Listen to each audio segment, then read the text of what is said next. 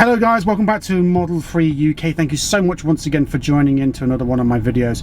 Before we get started, I'd love you to smash that subscribe button if you haven't done so already. Even if you're abroad and you're not in the UK, it doesn't matter as long as you enjoy the videos. And don't forget to leave a like if you enjoyed the video. So we are still in lockdown. As you can see, I've got my PJs on here, pretty much been living in them, and the car hasn't really moved at all in the time that the lockdown has been. I've only been around the shops once or twice in it. But last night I saw some news released, and it seems to be verified because it was on Sky News's website, so I'm assuming it's credible and not just made up rubbish. But yeah, no, Tesla are apparently have applied for a license to supply energy in the United Kingdom. So this energy will not just be electricity, which was a given would expect, but also gas. So gas and electricity. Now obviously the electricity side of things got me very excited because I was like, wow, you know, this is all Tesla, isn't it? And I assume they're going to be doing electricity which will come from renewable resources.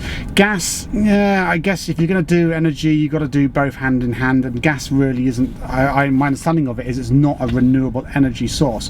But more than half of the United Kingdom's energy supply now comes from renewable resources. So I actually took some notes down here of some of the stats regarding that. So in the third quarter of 2019, so last year, the third quarter, 38% of electric came from gas, with around 1% came from coal and oil. So 39% of the UK's energy supply came from, you know, non-renewable resources. 40% came from renewables though, so it was 20% wind, 12% biomass. Biomass is burning stuff, right? So I don't understand that one quite, because I thought, well, that's not exactly renewable if you're burning things, and surely that releases atmospheric you know, carbon monoxide and carbon dioxide and stuff like that into the atmosphere. So that's contributing towards greenhouse gases, right? So I don't get that one. But yeah, and 6% solar, and nuclear generated the rest. Now I know nuclear sometimes is a bit of a hot topic because people say it generates nuclear waste. Well, as long as nuclear waste is disposed of correctly, it won't cause any greenhouse gases. You know, the only emission from a nuclear power station is water.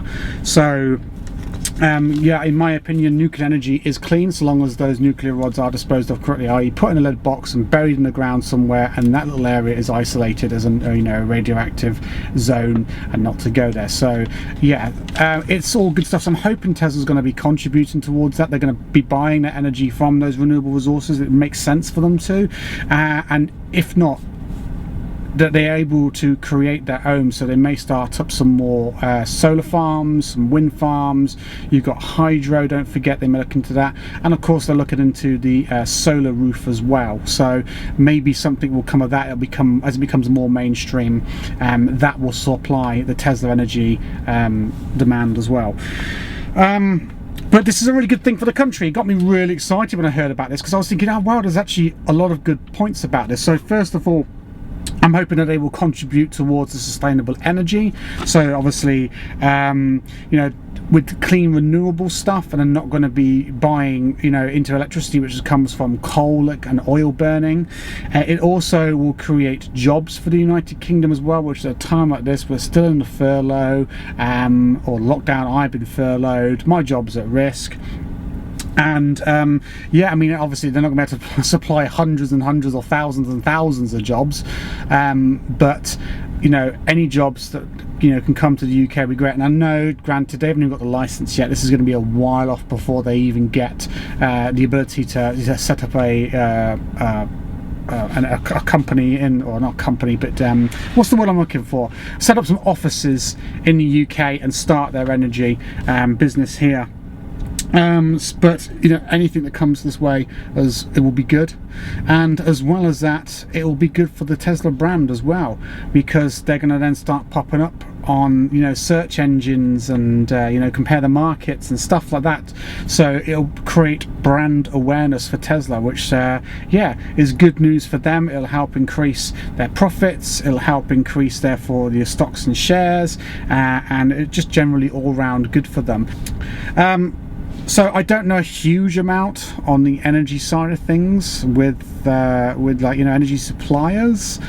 This is all fairly new territory to me, and I believe that generally speaking at the minute things like oil will come from places like Russia, and then the various energy companies around the UK will buy it up at different rates and then sell it to you, and that's why they all cost different amounts. Because when you change energy supply, no one comes around to your house and unplugs Southern Electric and plugs in British Gas, do they? So it must obviously all come from, you know, one or two suppliers around the world, and then they just, yeah, depending on how cheaply they bought it at the time will depend on how cheaply they can offer it to the customer.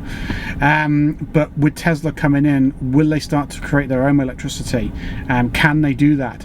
Can they then give us discounted rates because, you know, it's being made in the UK, it's not being outsourced with fossil fuels, etc. So there won't be any emissions taxes, assuming that's a real thing when it comes to energy supply. And yeah, I just generally am excited around it all. So yeah, what are your thoughts? What's your knowledge on this, guys? What do you know about the energy supply business? You know, would you like to maybe even get a job working for Tesla Energy? I'm assuming they're going to call it Tesla Energy, that's just my assumption.